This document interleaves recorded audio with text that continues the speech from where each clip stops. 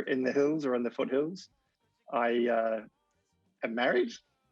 I have 2 kids. I drive an electric car, although not one of the cool ones, not yet. I like to play cricket. I love watching ice hockey, and I like to build Lego. And maybe on camera later, you can see some of the stuff behind me. But you were probably asking, why am I telling you all this stuff about me? And the reason I wanted to do that is, a lot of times when we talk about diversity within our industry, it's often assumed that we're just talking about gender, but diversity is about so much more than that. We often look at gender because it's the most sort of visible identifier, but diversity is really about age, it's about ethnicity, it's about socioeconomic background, your upbringing, your lived experience, your ability or disability. Ultimately, diversity is about people. It's about human beings. So when I talk about this throughout the talk, when I mention diversity, this is a shorthand shorthanded way to say we're talking about people who are different than us, who look different than what we'd normally expect to see within our industry. So one last thing before we start, I'm painfully aware of my position as a pale, stale, and male, standing up in front of everyone, or sitting down, as the case may be, talking about diversity. But I fully believe that if you're not part of the solution, then you're part of the problem. And this last month or so within our industry, there's been a lot.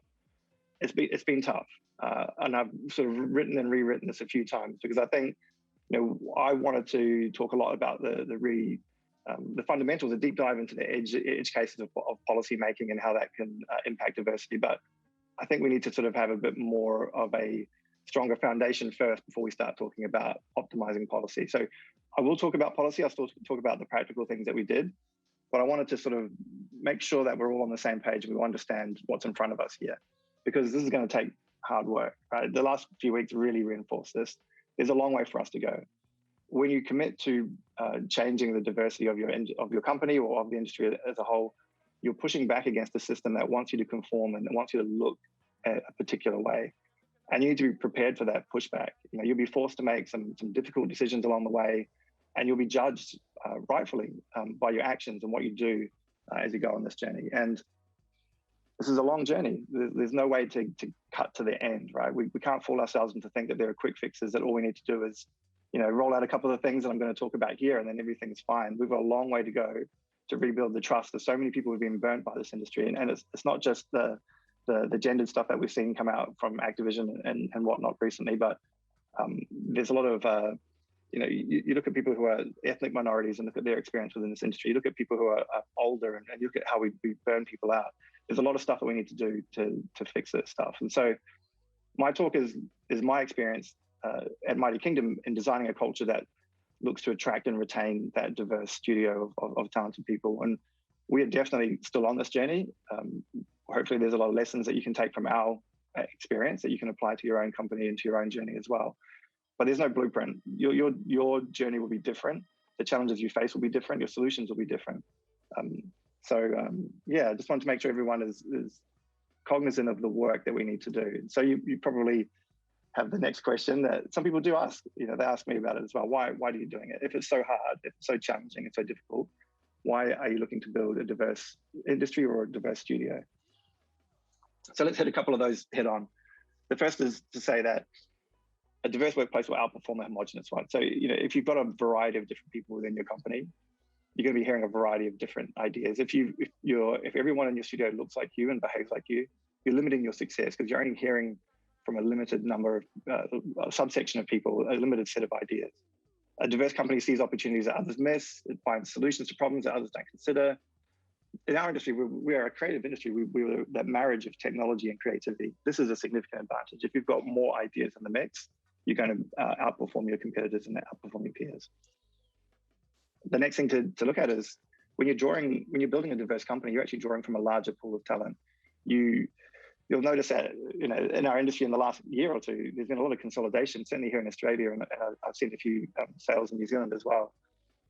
Government centres, will change. Investment flows in. The competition for talent starts to increase. If you're looking at the same pool as everyone else, it's going to get very competitive and get very hard. If you are drawing from a diverse pool of talent, you can insulate yourself from some of that cost price to a degree. You've got to do the work to find those people and bring them on board. but it certainly widens the pool of available talent for your business. And this is another obvious one. I would say that everyone plays games. All the data backs that up. The fastest growing demographic in gaming is adults 50 plus, right? But not everyone is making games, and so that distorts the type of content that we're seeing in our industry. The top ends, the AAA is looking very cookie cutter. There's a lot of first-person shooters. They look very interchangeable, and the market is starting to look for new content and new ideas, and it's often rewarding that. Studios are commissioning it. People are out there looking for things that help them differentiate themselves as a platform. So the more diverse your studio is, the more different people you have, the wider variety of ideas you're going to be drawing from, and the greater chance you have of standing out within that crowded market. And the final point here, and probably the most important, is it's just the right thing to do, right? This is one of those things that you can come up with a lot of business cases that make sense for building a diverse studio, but there's a societal one here as well. I challenge anyone to read what has been going on in the US and Activision and others, and think and be comfortable with the picture that paints. And as I said, if you're not part of that solution, you're part of the problem. So if you're not actively working to make the industry better and make the studio better, then you are de facto endorsing the status quo. So, get on board. So yeah, enough of beating everybody up. I'll take you through our story, the Mighty Kingdom story. And as I said, it's one that we're still writing. This work is never ever truly done. It's never finished. There's always more to do. But I wanted to, even though I said not to just look at gender as the one metric to rule them all, I think this one shows, looking at the gender ratio at Mighty Kingdom over time, you start to see the impact of certain policy decisions over time. So I wanted to use this as a chart to sort of anchor around some of the discussions that will follow. And one of the other things you'll see on this chart, there's a blue dotted line at 21%. That is the industry average number of non-male participants in the New Zealand gaming industry. That number in Australia is very similar. I think it's probably 20%. But you can see that at Mighty Kingdom, we've been on a long journey. This covers sort of 8 years of our existence. We've been around since 2010, and you can see where we started to where we've ended up. And so there's a lot that we've learned along the way. And the first part I want to point out is this section here at the start. Now, when we were 8 years ago, we were a much smaller studio, and you can see that just one or two hires can make big shifts in that number, and so that it's easier for that number to jump around a lot. So you can use that to your advantage when you're a smaller studio. You're never as far away from building that vision of what you want your studio to be when you've only got one or two hires to make to shift that number significantly. And for us at that point in time, we weren't, we recognized that we needed to get better about articulating the vision and the direction of where Mighty Kingdom was going. And that is actually just my next slide, my next piece of advice. Take the time to sort of articulate what you're doing, where you're heading, and what are you willing to do to get there. You should do this in general for your business. This is advice I give to a lot of people: is have a plan of where you want to be in 5 years, 10 years, etc. So that way you can evaluate opportunities to determine whether they're taking you closer to your goals. But you should do this in this particular talk. We're focusing on diversity. So have a vision about what your studio looks like 10 years from now. Our goal at Mighty Kingdom is to have the demographics of our studio match the demographics of the society that we exist in. So we've got some pretty clear metrics that come out of that about where we track on certain goals and where we need to put effort in to make sure that we're achieving those. Your company doesn't exist in a vacuum. What does your community around you look like? Does your studio look like that as well? Another way to look at it is, who's playing your games? Do the people who are making the games reflect the audience that you're attracting as well? And I would encourage everyone to be bold in this vision. Don't be modest. This is the opportunity to really paint a daring picture of what you could be. Articulate what that is. Be detailed as you can be. Talk about your revenue. Talk about the size of your company. Talk about all these different things. Set some goalposts out there, because what this does is it creates targets that you can measure. And if you can't change what you can't see. This is you'll hear me repeat that many times throughout this talk. You want to have targets that are clear, that you can communicate, and you want to be accountable to them. We use a tool, or implementing a tool called Culture Amp, which measures a lot of things in the studio, but it can help sort of make sure that the policies that we have in place are achieving the goals that we want. But in the early days, we just used an Excel spreadsheet or a Google Sheet to just track some headline metrics to make sure that the trends were heading in the right direction. So I said a quick glass of water. So once you have those in place, you start to build what I call the fundamentals. And I'll run you through a few things. They didn't all come at once. They came over the years, but they're all part of this foundation that you build. The first is a code of conduct. This is where you outline the expected and accepted behaviors within your company. There's a great one that's been made by Blackbird as part of the StartMate and the startup AU scene. I've got a link to it in the slides, which I'll share afterwards. But have a look around and see what other people are doing and use that as a template to build on top of. But don't feel like you have to do everything from scratch. Definitely stand on the shoulders, learn from the mistakes, learn from the work that others have done in the space. Bullying and harassment policy, another very important piece of policy, again, outlining expected behavior and the consequences of breaching that behavior, which leads into a grievance procedure to make sure that when people do encounter issues within your workplace, that they know what to do and how to, who to speak to resolve them. The work that you've done in articulating a vision of your company can be wrapped up in a diversity policy, which starts to articulate what the actual goals are for your business and what you're doing to get there.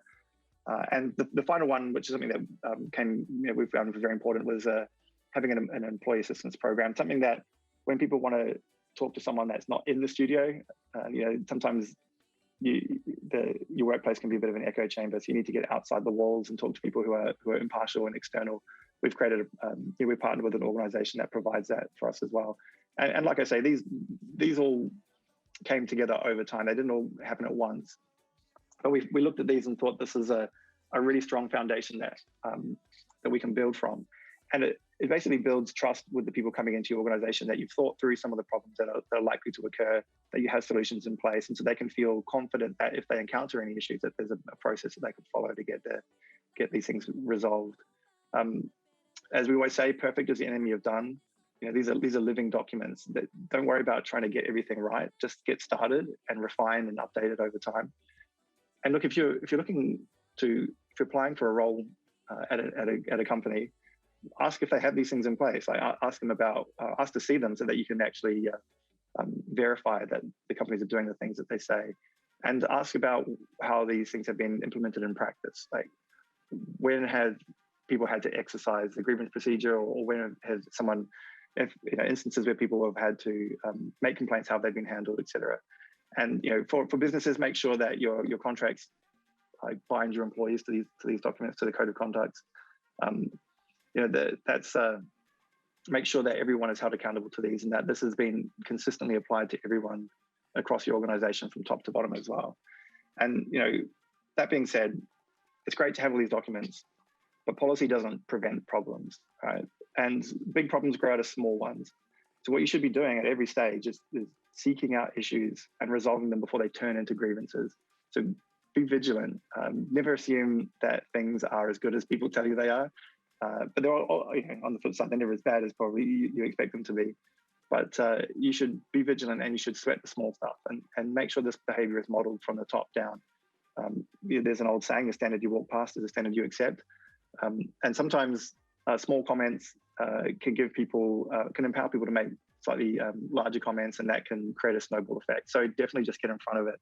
And, in my experience, here's a tip for everyone who wants to try and avoid a lot of problems within the workplace: it's to go alcohol-free. And look, that was a tough one to get across here in Australia. They certainly love their alcohol.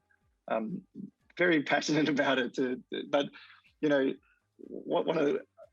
I'm just a bit old school, but if you're really passionate about alcohol, don't start a games company, go open a bar or something. This is not the industry to be getting drunk in. This is a thing that our industry confronts a lot. Like, when you go to conferences, you'll find that a lot of people, a lot of the events you go to are fueled by alcohol, but that's limiting. Not everyone is an alcoholic. Not everyone wants to be. So this is a really easy step that you can make. If people want to, instead of spending company money to have alcohol in the studio, just organize events external to the company that people can go and that they can go and partake in. And I'll just have this quote here. There's Emily Greer gave a fantastic talk at GDC called RESPCT, talking about a lot of things, talking about harassment within the game industry, but particularly this great quote, which reminds us all that your actions define your culture. not a policy document, not a piece of PR. None of that stuff matters. It's what you do. It's how you act that will define the culture of your organization. So to make sure that your actions reflect the workplace that you want to be. So we had those, once we started putting those documents in place, and we were able to more clearly articulate what the value proposition of working at Mighty Kingdom was. We started to see an uplift in this particular metric, in the gender ratio. We saw ourselves get up just above the industry standard, although we sort of stubbornly stuck there for a long period of time. And so we wanted to lift that even further. We wanted to push ourselves even further. And that involved doing some specific policies aimed at shifting the dial on diversity. And so there's a couple of philosophies that we put in place that guided our policy development. The first is that we should trust that people will do the right thing. Respect their intellect. One of the things I like to say is if you hire adults and you treat them like adults, then they behave like adults. And the way we articulate our policies is that this is a two-way system, that the policies exist because the people there don't abuse them. And so therefore the system sort of self-corrects itself, And the other thing we like to do is to respect the individual. Everyone, as an individual, you know yourself best. We wanted to empower people through our policies to take control of that relationship with their work, show them that we respect their whole self and not just their work self. And a reminder here that we're talking about human beings. So with that in mind, I'll run you through some policies. This isn't an exhaustive list, but it can give you an idea of how some of the work that we did to address some specific issues. So the first was being flexible about where and when people did their work. Once we did that, we saw a significant increase in productivity. This is particularly helpful for parents, and that sort of leads into the next point here, which is around limiting crunch and limiting overtime. This has actually been a real stubborn one to fix. Our industry is rife with people who are incredibly passionate about what they do, and they tend to overwork and trying to get people to stay within work hours and respect. We call them the invisible hours, right? If you're measured by work that we can't see, then our expectations of your output is not going to be matched to reality, because there's a lot of work we can't track. So we put a lot of work into tracking that invisible time and making sure that it gets limited, or at least it's like an instant reward system, so that people aren't sort of carrying these large sort of work and time and lieu balances. And again, that's a really helpful one for parents and for people who have commitments outside of work, who have family commitments and other things that they need to deal with. And that does feed into our extended parental leave policy, where here in Australia, we need to pay superannuation for all our employees. Typically, an extended maternity leave or paternity leave, superannuation isn't paid. And so that creates a sort of a disincentive to spend time with your kids, because you're actually falling behind on your retirement. So we have a policy where we pay superannuation throughout the entire parental or parental leave. The longest we've had someone on extended parental leave was 2 years. So we encourage people to take advantage of this, because when you have a kid, you don't know what kind of kid you're going to get. Could be a good one, could be a shocker. So you need to be prepared to deal with any eventuality there, right? So I've been pretty challenged by that. I think this policy in place gives people the confidence to take the time to make that decision without feeling the pressure. The next one we put in place is a policy we call recharge leave, but I've seen it called like Doona days or duvet days or mental health days. It's sort of short notice leave where you're just not up to it, and that you're just going to be sitting at a desk moving a mouse cursor around. Like, you may as well just take time off and get yourself recharged and get back to work. Again, just sort of encouraging people to take ownership of their own own productivity, and listen to themselves, listen to their body, and understand when they're productive and when they're not. Then we start to get into some things that are a bit more targeted. This particular one, we removed the cap on sick leave. I'm a firm believer that you can't plan to be sick, right? It's just one of those things that happens. And to put an arbitrary cap on how long it takes people to recover just didn't sit well with me. So we removed that pretty early. It doesn't mean it's not unconditional. You have to make sure that you're, it is. There are some boundaries there, but they're more about communication. It's about understanding what you can do, what you can't do, and just having that conversation with your team. A lot of these policies, we keep them pretty loose. We don't put a lot of boundaries around what people can and can't do. But at the same time, we do see the data. So when there is an anomaly there, it usually just leads to a conversation where we talk to people about, hey, what's going on here? And usually that ends up in a great outcome, because people will feel obligated to do their work and to get things done, and they feel the pressure when that's not happening. And sometimes that could lead them into a spiral, particularly around sick leave. Sick leave here can encompass a lot of things, not just unexpected sickness, but it could be mental health, it could be chronic illness. We want people to be able to we want to empower people to manage that and not feel that they're being punished because of it. And that was definitely a big step in sort of attracting and retaining it, and lifting the productivity of a segment of people who may not have otherwise been, sort of had an opportunity within our industry. And actually, just before I move on, one of the things I like to think about is, if someone said, I have to leave work because I have to pick up my kids, or I can't come to work tomorrow because my kid is sick, no one bats an eyelid. But if someone says, I can't come into work because I'm having my chronic illness is flaring up, or if I can't come into work because I'm having a bad mental health day, there's more of a stigma around that. And I wanted to remove that stigma and make sure people understand that we recognize that we all have these pressures on ourselves. And so we wanted to acknowledge that reality. And that there's if what I found is that when you start to look at the entire person and understand that we respect the pressures that they're under and that we can work with them to help manage them, then a lot of that stress leaves these individual, and then they actually become more productive and they become more invested in the company as a result. The last policy is a very, very targeted one around menstrual menopause even. And when we started talking about this, the pushback was, well, doesn't this just fall under the sick leave policy? And the point I wanted to return was that that sort of sends a signal that these things are a sickness, right? And that's not the case. This is just the reality for half our population. So rather than, it may seem unnecessary, but it's an acknowledgement that we know that there are these things that people have to deal with in their life, and we have created a policy that directly addresses that. And I think it sends a signal more than just saying, don't worry about it, it's sick leave. But, I think that creates a different headspace, and it sends a different signal, sends a different message about your company. The last couple of things I'll talk about, in particular around policies, one of the things we've done a lot of in the last little while is investing in growing talent. When you're hiring senior talent, you're looking at people with 5+ years of experience. You're seeing an echo of the industry as it was 5 years ago. And that was not a particularly great place when it comes to diversity. And so we wanted to invest in growing our own. The juniors of today are the mids and seniors of tomorrow. So we created a graduate program at Mighty Kingdom where we've hired 32 graduates over the last 4 years from Australia and New Zealand. And we've invested a lot, and we've recently brought on a talent management team that specifically focuses on learning and development. And interestingly, when we look at how that's affected the age demographics of the studio, our median age is 30, which means half people are older than 30, half people are younger. I was expecting much more of a pyramid, so it's quite interesting to see that it's sort of that 25 to 30 band is where most people sit.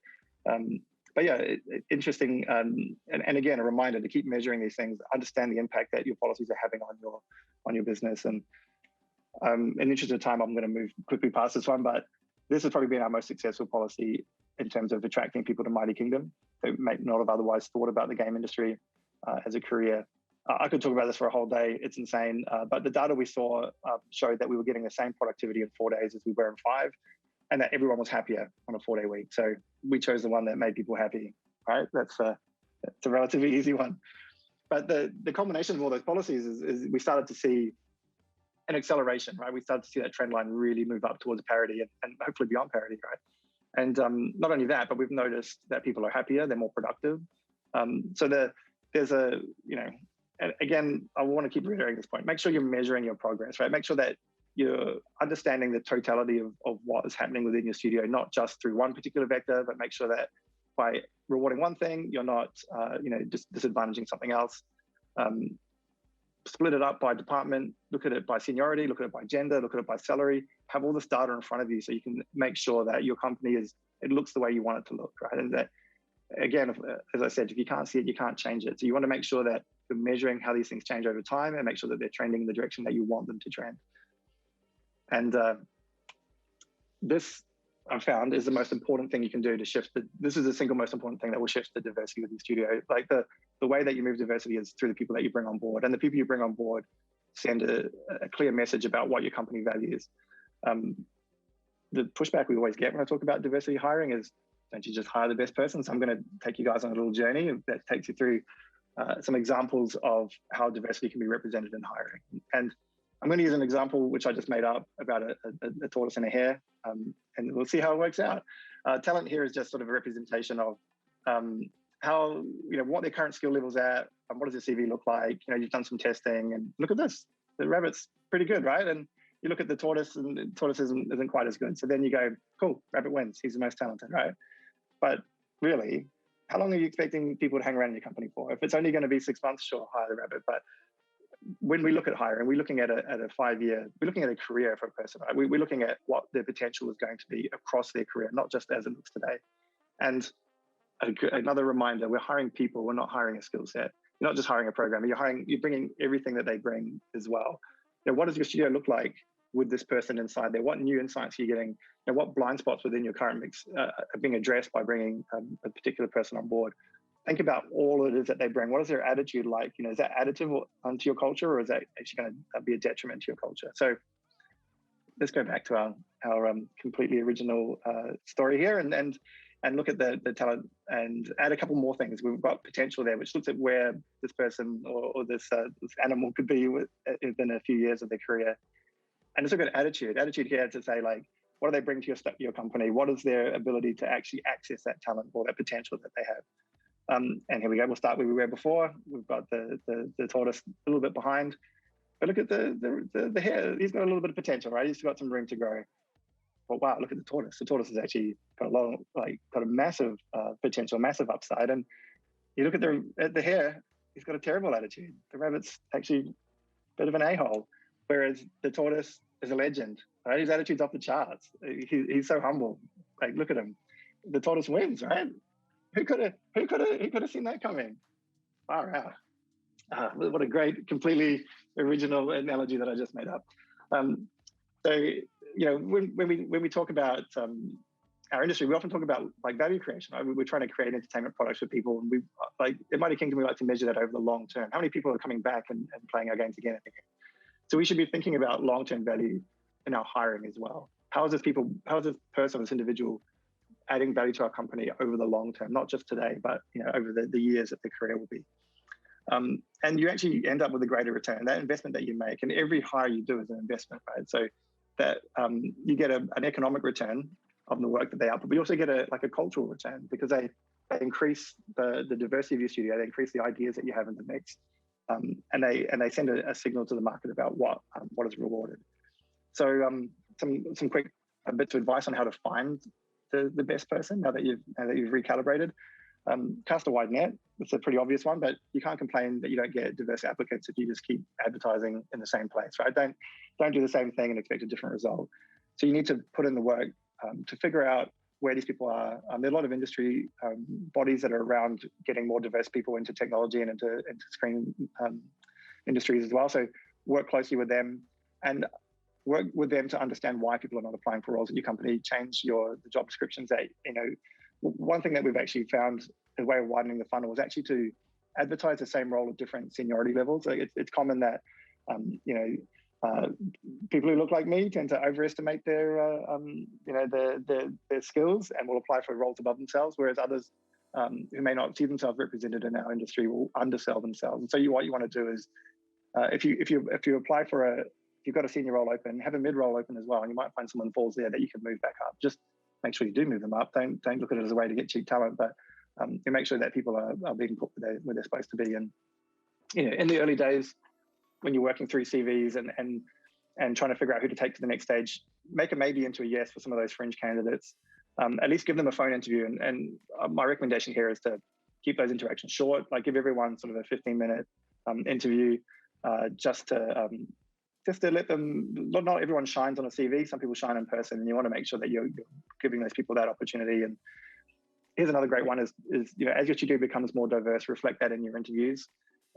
It can help shift the perception of your studio when people apply and they see themselves reflected back in the people who are doing the interviews.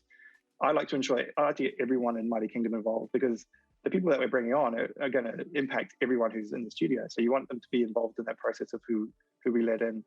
And people unconsciously bias towards people who look like themselves. So use that as to your advantage, right? Make as your studio becomes more diverse, and those people are involved in hiring, and they're hiring more people that look like them, then creates a snowball where your studio becomes more diverse over time. The more diverse it gets. And if you are on the other side and you're being interviewed, ask them about the demographics of the office, right? And ask them about how that's reflected in the leadership team. Ask them how often people who look like you are promoted. Just have these questions in your pocket. And if people don't answer those, it means that they don't care, which probably sounds a bit rough. But if you're committed to this, then you should know that information. You should know it by heart, and don't hide from the numbers if they're not good. Just be honest. Like, it's far better to be honest about where you are on your journey than to try and paint a picture about an untrue picture about where you are. Have your check for red flags, and make sure that they're red flags. Don't make them be like, I like that, he's so talented, yeah, he's a gamer and he's an anti-vaxxer, but have you seen his artwork? It never works out. Never do that.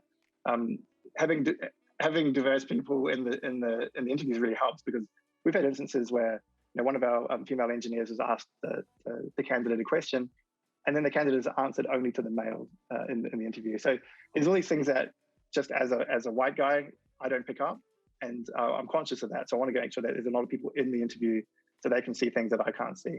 Again, this is where diversity becomes a snowball, because it starts to build up momentum. I said at the start, but make sure everyone's involved. If you've created a culture, you want to protect that culture, and you want to make sure that people are included and involved, and that they're out there advocating for your business and for your culture as well. And take your time. I think it's hard to say, do we make mistakes in hiring, because everything is a lesson that you learn from, right? But when the ones that you rush are the ones that you regret. So this is the hardest when you have a glaring need or a glaring problem that you really want to solve. But don't be afraid to contract in the short term. It can give you an out if things don't work out. But make sure that you communicate the time it takes to be interviewed to your candidates, so they know what the process is. Ours is probably notoriously long. We like to go through a lot of stages of interview to get a lot of different perspectives on potential candidates, particularly for our graduates, because it's such a competitive pool. But just make sure that everyone understands what the path is and how long it's going to take. One last little step on hiring is diversity doesn't mean everybody. Your company can't be everything to everyone. So again, comes back to that value of understanding what your company is and where it's going, but also what does success look like for people in your company? Who take it down to an individual level. What are the habits that people should have? What are the traits that they have that allow them to grow and accelerate throughout your company? Because that's what you want to look through your hiring process as well. The right person should be additive to your culture, should be additive to the company. A wrong person can be destructive, and that the destruction can take a long time to resolve and to repair. So don't try and be everything to everyone, but be clear about what it is that you want to be. Be clear about what the traits are that are important to your business. What are the key drivers towards the success of your business, and communicate that. Communicate. You'll hear me say that a lot as well. And acknowledgement here that hiring is just the first step. You need to invest in onboarding, making sure all these policies and stuff that you have in place need to be made clear to people when they start, so that they can understand how they apply to them and how they can be used. People are going to be skeptical. They're going to be, especially if they've come from other organizations. You just got to take people on that journey and give them. They might give you the benefit of the doubt in the short term. So make sure your onboarding front loads those expectations and sets those boundaries, and helps them understand what your culture is, what it rewards, and what it doesn't. And it goes without saying, but there's no point having a diverse studio if there's no avenue for that to be expressed. So look at your one thing I like to do is think about meeting hygiene. How are you hearing from more diverse people within your meetings? How is this represented in your products? How's that represented in the clients that you work with, or the audience that you work with? I would recommend for those people who are leading studios to look at servant leadership. It's a good way of stepping back and letting other people sort of take the fore in meetings and in brainstorming. Definitely something to follow up on. And just be aware that a diverse workforce does create friction, right? That you want that friction, because that's where the magic happens. You don't want to round off all the rough edges, because that just creates smooth pebbles that are that this looks like groupthink, and that's not what we want. We want that tension because that's where great ideas happen, but we need to make sure that the communication is respectful and constructive, and that there's that we're prepared, that when these issues do arise, that we have a plan. How are you going to respond if someone comments on another person's appearance, right? What would you do if two people in your studio started dating, right? Start talking about these scenarios, start having a strategy in mind so that you're not reacting in the moment, that you have a plan. It doesn't have to be perfect. Again, it's just like sit down with your leadership team and talk about like some what ifs, and just make sure that we're all on the same page, we're all clear about where the boundaries are and what the expected behavior. And just to remember that these are all people, right? People are brilliant, they're complex, they're inspiring, but they're also fallible, right? Creative people are inherently passionate. A lot of issues I find are born from miscommunication. So the answer to a lot of creative conflicts is just, conversation, have a conversation, get two people in a room and talk it through. But that means that as a leader, you need to get comfortable being uncomfortable. You're going to have to ask uncomfortable questions and get to the root cause of issues and make sure that you get them aired, you get them resolved, and then you put a framework in place and move forward. And yeah, this is a marathon. It's not a sprint. It's going to take time. You're not going to get it right the first time, but commit to doing the hard work, to keep improving, to hold yourself to account, to be visible in the work that you do, to be accountable to the goals that you've set. The benefits of building a diverse studio far outweigh these costs, right? And you came a little late for the presentation, but we've done some analysis on the cost of the policies that we have in place. And compared to like your statutory benefits around annual leave, it's less than 10% in terms of the cost of the company to have those sort of policies in place. Whereas the upside in terms of the types of people that we've attracted and the types of ideas that have come from that and the opportunities that has created, it sort of far outweighs any of those costs.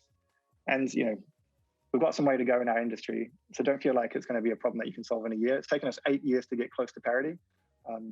Learn from us and get some of that stuff in place earlier on. Hopefully it won't take the rest of us that long. So we're in the home stretch before some Q&A. So just a quick summary, codify your culture and your values, make sure you write things down, write down your goals, set some clear targets that you can be measured against, that people can see and they can hold you accountable to. Investigate policies and progressive policies that can target specific areas that you need to address in terms of the diversity of your studio and the gaps that you can see from where you are to where you want to be. Make sure you do a complete top to bottom review of your hiring process. It is the most important thing that any studio does at any scale. So definitely encourage everyone to get right involved in that and measure your progress. I've said it again and again. You can't change what you can't see. To get it, it's better to have more data about this and cut and dry it a number of different ways. Get a dashboard that you can look at and say, where am I going? Where were we last week? Where were we this week? Where were we last year? Where were we this year? And start looking at trends over time and feed that back into your hiring process, into your recruiting process as well. Whew. And so I'll leave you with this last quote. For those of you who are thinking, man, this sounds way too hard, I'm just going to leave this one for someone else. It goes back to the old saying, if you're not part of the solution, you're part of the problem. When you look back on your career, or and you look back on the studio that you've created and the work that you've done, you want it to be something that you're proud of. You want to see that it's helped improve the industry, not just for yourself, but for everyone, and for people who don't look like you, for people who have traditionally not had an opportunity in this space. And as Marcus Aurelius says, you can commit an injustice by doing nothing. So let's do something and let's make it good. All right, thank you.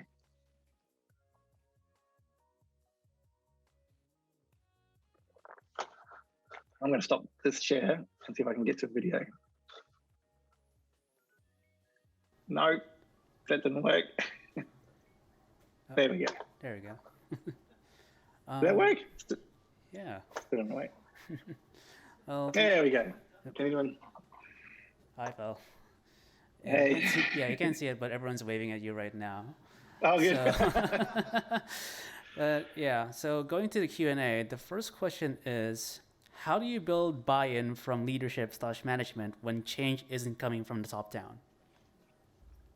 This is a difficult one because I am leadership and I am management. So I was the founder, and it's funny because I actually got pushed back the other way because particularly around the 4-day work week, that was one that I worked for about 2 years before I finally got the data to back me up to get it in place. Yeah, it's difficult, and it'll depend on the leaders in your organization.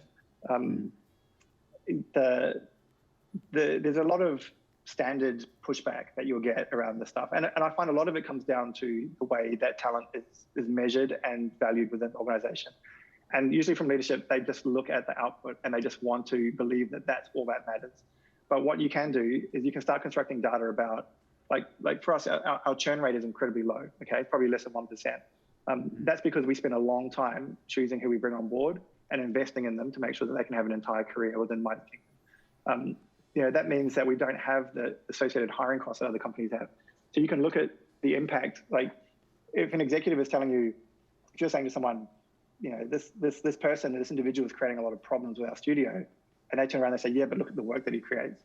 You need to have that data to back it up to say, yes, but look at how many people have left. Look how few people want to work on that team. Look at how hard it is for us to hire, because the reputation that we have now has been damaged by having this individual on the team. And sometimes the economic argument is the one that wins, because they will look at the cost of hiring, the cost of recruiting, the cost of all that sort of stuff, and that can help shift past just the skill. But yeah, I think you need to start. The way we look at it is we look at the what a person brings to our studio through three different lenses, which is what is the work that they do, but also what is the potential, where could they be within the career. Actually, I'm just giving you the slides that I gave you before, but also what is how do they contribute to the culture of Mighty Kingdom in a positive or negative fashion. And if it's a negative impact, then we can't bring that person on, regardless of how tall those other columns are. If it's going to be a negative impact on people within the studio, it gets, I think that hopefully goes some way to answer. I could talk about this for hours, but I think sometimes if you've got people who are, it gets back to what their core motivations are, right? If it's a financially driven and economically driven studio, and at the end of the day, we all are, right? We need to be in the business of creating revenue so we can create more products. Then sometimes the economic argument is a way to get people to change their opinion.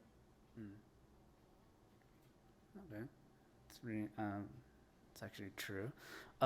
Second question is, how can an employee push their directors and managers to invest in diversity?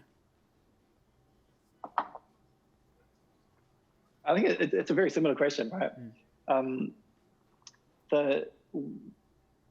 think another way to look at it is through the creativity lens.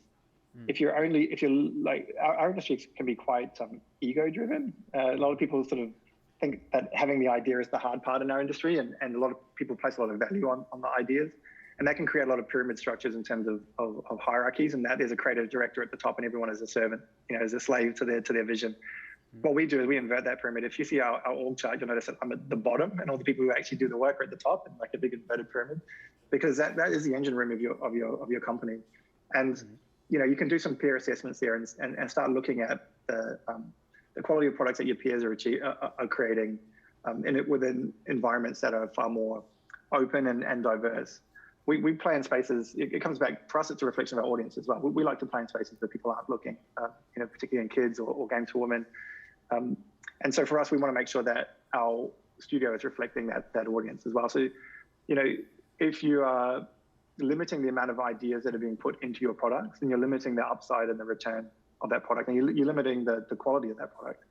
So I think the more data that you can build around, the opportunities that are being missed by just hearing from a select group of people, and particularly if you can contrast that with what other studios are doing and the success that they're having with other, going down another path. And I understand that's not always easy or easy numbers to pull. But again, it comes back to not only are you compromising yourselves economically, in that you're losing staff, or you're investing a lot more in recruiting, but you're also compromising the creativity of your product, because you're hearing from a limited number of ideas. You don't have a strong methodology around making sure the best ideas stay. Okay. I actually do have an interesting question in that regard, though, because if, say you are in a leadership position, how would you try to invest in having in pushing for more diversity in the culture of the workplace? Say you're in middle management of sorts. I think for me, it all flows through recruitment, right? Like, who are you letting in the door? And and what are they saying about what is valued, in your company. And if they all look the same and they all are, they're all just the same people with the same cookie cutter, then what that says is that your studio doesn't value a wide range of opinions. Like, I know it's flippant to say it, but for everyone who's working in a studio that doesn't seem to value this, and you're hitting that brick wall, there's a question you need to ask at some point, which is, can I make a change here, or do I need to make a change myself? Do I need to go somewhere else that is ready to have this conversation? And like that's easy to do in a thriving marketplace where there's a lot of opportunity around, and hopefully NZ is on that path to doing that. But it is difficult if you're getting pushback from an exec or from a senior level. There's only so much data you can put in front of people before they just don't believe it. I mean, look at anti-vaxxers, right? Like, how is that a thing with all the data that we have? Like, everyone used to smoke cigarettes, right? Now we've got all the information that tells that that's bad, so no one does it. Maybe some people do, but there are some people who are stubborn who will just be contrarian to whatever you do, and you need to find out what your limit is to be able to push that agenda before, you're just. He's the guy who pushes the boulder up the hill all the time and then it just rolls back down again. Like, you gotta, sometimes that you got to figure out whether that is a struggle that's worth having within that organization. It's worth doing somewhere else. I see. There's an interesting question here. You say that examples should be provided of grievance processes. How have you protected the identity of the principals in your examples in Mighty Kingdom? And sorry, what was the first part of that question? How have you protected the identity of the principals in your examples at Mighty Kingdom for the grievance processes? How have I protected the identity? Well, I think one thing to like the culture of the studio you're talking about there, or the individuals? Yeah, the culture of the studio, yes. Yeah, for one thing, it's like you should be able to articulate what that is, right? In terms of what are the things that you will do or won't do in terms of your business. Like we talk about ourselves as an entertainment company. We're here to, like I said, we want to make the demographics of our studio match our society. We have all these sort of targets and statements that we have, a bunch of different things around sustainability, a whole bunch of different things. But that's not stone tablets that came from on high, right? Those are things that evolve and change as the company evolves and change. Like we start when you're a 4-person in the studio, it's very different than when we're 130 at the moment. And we were a private company up until this year. We're a public company. So you need to make sure that those statements reflect the current stage of your company. And you just have to constantly review it, and you empower the people within your company to hold you to account. So when they see behavior that is contrary to what your stated values are, that they call you out. Well, I've hopefully created a good culture here because people tell me all the time when I do things that are outside of the bounds and have to get pulled back in, or at least they start a conversation and they get us to head check it. Again, it comes down to clarity of communication. You make sure that everybody within your studio is on the same page. It comes back to onboarding as well. When people start at your company, be clear with them about what your company does and doesn't do. Be clear about them what the expected behaviors are, and empower them to then, if they see something that falls outside those boundaries, give them a clear process for how to address that and improve it. We want everyone in our company to be holding us all to account, and everyone committed to the improvement of Mighty Kingdom. And so, it does mean that you spend a lot of time looking at the problems, which can feel overwhelming at times. But then, that's why the data is really good, to be able to step back and look at that progress over time and see from a high level or bird's eye view of where you're at. But it's as a leader in an organization, it's a daily activity. It's something that you need to be conscious of in every decision, every product you greenlight, every person you hire, everything you do needs to tie back into your company vision, your company values. Okay. Yeah, that's actually pretty insightful, yes. And just to wrap it up with one final question, does Mighty Kingdom hire workers from NZ? Asking for our friends. Yeah, well, it's a great question. We do. It's a bit harder now with the bubble and whatnot, because we like to see people, we like to bring them over and have them be in the studio and experience the culture, even if they do ultimately go back home. But yes, it's the key for us at the moment is like, do you have rights to work in Australia if you wanted to move over. And for all New Zealanders, I can happily say that is the case, being a Kiwi working in Australia. So yes, definitely, if you see an opportunity in the Mighty Kingdom, put your CV in. Be happy to see it. Cool. Well, thank you for your time once again, Phil. And that is the wrap for our talk. Awesome. Thank you.